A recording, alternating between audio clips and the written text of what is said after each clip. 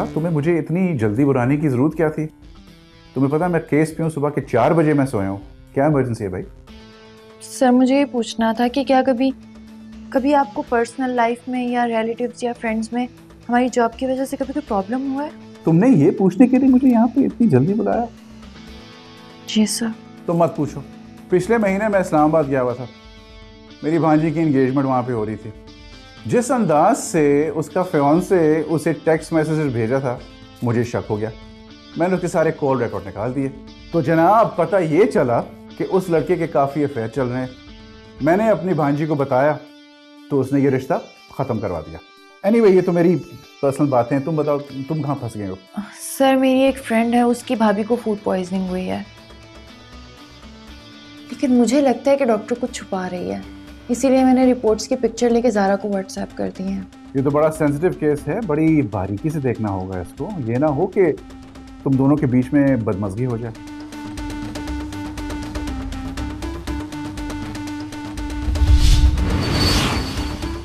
टेट्राऑक्सिलाइन।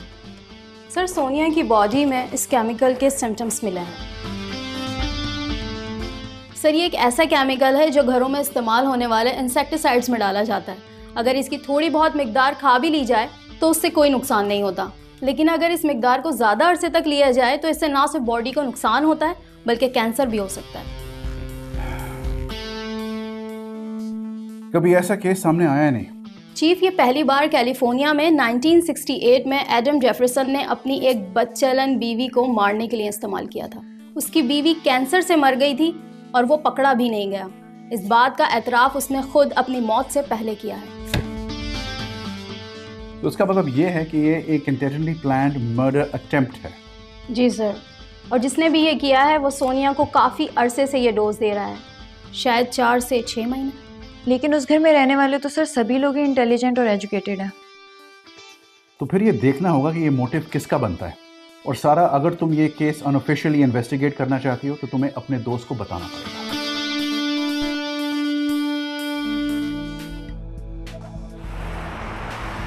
आप लोगों का दिमाग तो ठीक है? मेरी फैमिली में कोई सोनिया का मर्डर करने की कोशिश कर रहा है। सारा, तुम बहुत ओवर रिएक्ट कर रही हो। नादिया, तुम बात को समझने की कोशिश करो। मैं बात को समझने की कोशिश करूं, तुम समझने की कोशिश करो यार। वो मेरी फैमिली है, कोई क्रिमिनल्स नहीं जिनको पूछताछ के लिए मैं यहाँ लाऊंगी। मुझे अपनी बाकी सारी जिंदगी उन्हीं के साथ गुजारनी है।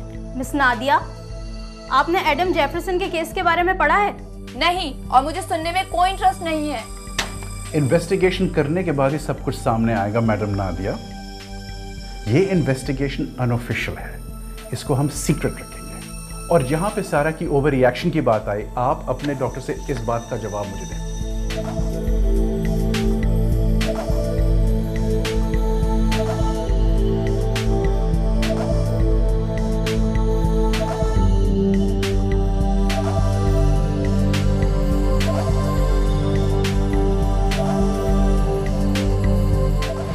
सोनिया की टेस्ट रिपोर्ट आ गई है। उसकी रिपोर्ट्स में टेट्राऑक्सिलाइन के सिम्टम्स मिले हैं। एक्चुअली टेट्राऑक्सिलाइन की डोज एक दिन में असर नहीं करती। ये सिलसिला तकरीबन 2-3 महीने से चल रहा था।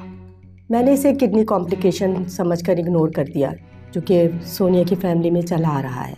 अगर मैं एक केस को ज़्यादा उछालती तो ये बात सामने आ जाती कि मैंने सोनिया के केस में लापरवाही की है। इस तरह मेरी नौकरी ख़तरे में आ सकती थी। देखिए, मेरी इंटेंशन गलत नहीं थी। हम डॉक्टर भी इंसान होते हैं और हमसे भी मिस्टेक्स हो सकती हैं। लेट्स होप कि सोनिया को कुछ ना हो, वरना तुम पर तुम्हारे हॉस्पिटल पे इतना गंदा आर्टिकल लिखूंगी कि कहीं मुंह दिखाने के लायक नहीं रहोगी।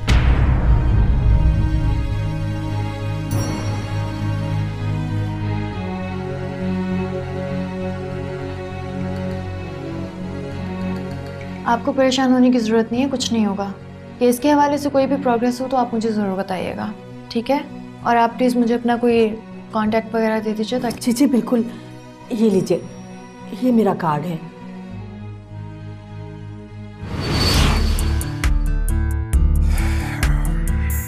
Please don't make yourself at home. जहां पे बुक मिली थी वहां पे बुक वापस रखिए।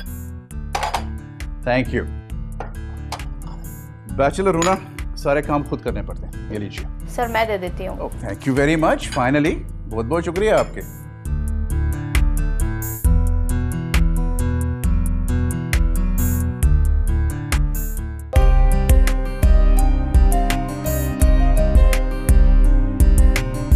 सर चाय।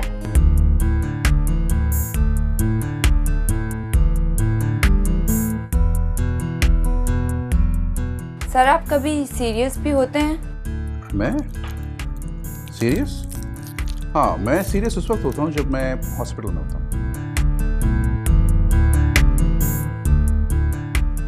अच्छा मुझे ये बताना, मेरी टीम से आपने सॉरी कहा है? I am sorry. अब मुझे बताइए आगे क्या करना है। अब करना ये होगा कि हमें सारी फैमिली मेम्बर्स के कॉन्टैक्ट नंबर्स चाहिए होंगे ताकि हम उनका कम्युनिकेशन पैटर्न चेक कर सकें। और अगर कुछ सामने आया तो सिचुएशन को देखते हुए, मजीद फोकस होते हुए हमें डीप जाना होगा। ओके।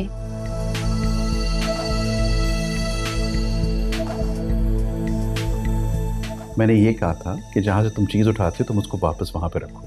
मैंने ये नहीं कहा था कि तुम चीज उठा नहीं सकते, तुम बुक पढ़ सकते हो। नो थैंक्स सर, अब तो काम शुरू हो गया। काम शुरू हो गया? अच्छा, दिल लगा के काम कर रहे हो बेटे? सर अब तो लगना शुरू हुआ है। गुड।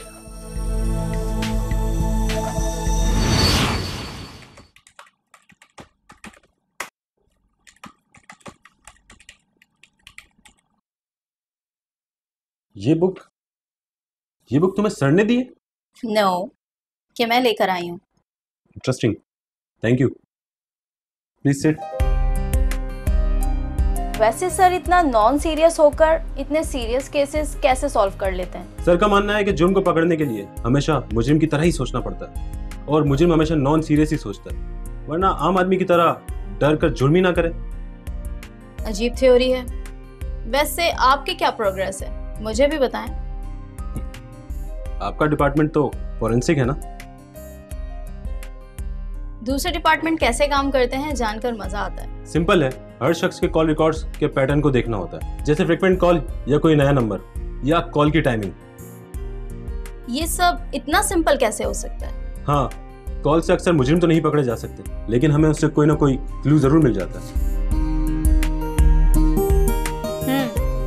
जैसे कि ये नंबर, दिन में तकरीबन 6 से 8 कॉल्स की गई हैं।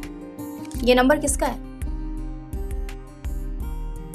ये नंबर नादिया के भाई सोनिया के हस्बैंड का है। ओके, तो अब ये ढूंढना होगा कि ये नंबर जिसका भी है वो शख्स आखिर कौन है। सर, कॉल रिकॉर्ड से पता चलता है कि मानूर हसन तनवीर की कजन है।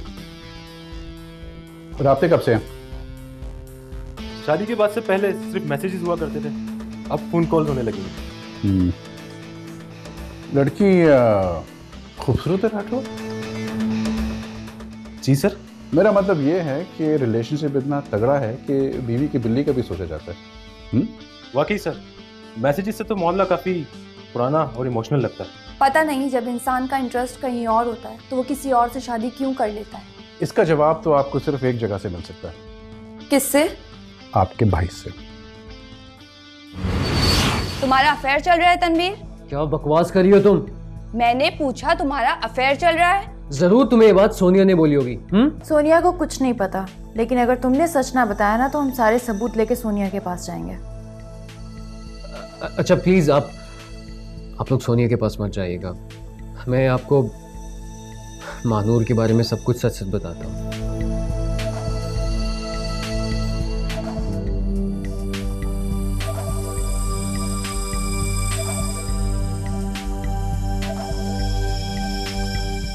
मैं आज तक महानूर से कभी मिलने नहीं गया। हम दोनों के बीच सिर्फ बातें ही होती रहती हैं। तुम्हें तो पता है ना कि सोनिया किस किस्म की लड़की है। फजूल का गुस्सा करना हर वक्त। बल्कि नादिया तुम तो अच्छे से जानती हो, तुम्हें भी वो बांझ बोलती है।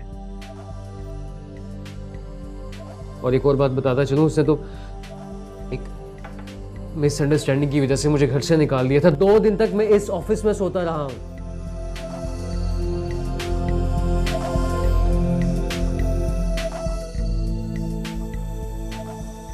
हंस ले, आप लोग हंस ले।